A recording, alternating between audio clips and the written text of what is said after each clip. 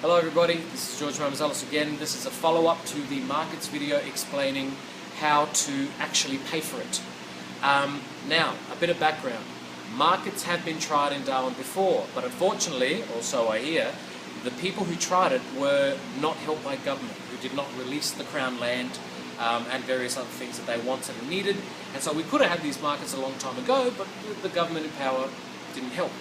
Because I have experience in property development and rezoning and everything, I know the legislation inside and out. So I think I'd be ideal to go in there, speak to everybody that needs to be spoken to, organise the permits and navigate all that stuff and make it happen. In terms of money, the easiest and most obvious way to pay for a structure like that would be to find wealthy people who want to build something and then charge people rent as an investment.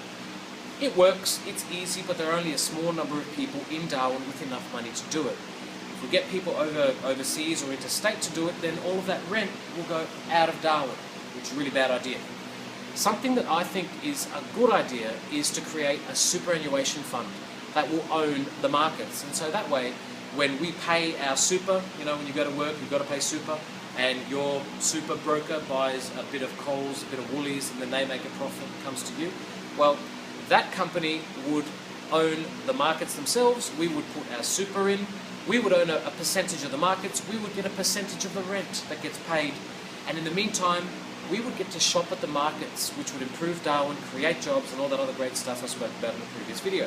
So, if you think that I speak common sense, and you'd like someone with common sense who wants to fix real problems right now, vote for me, George Mamouzellos. It was a pleasure speaking to you, and I'll see you in the next video.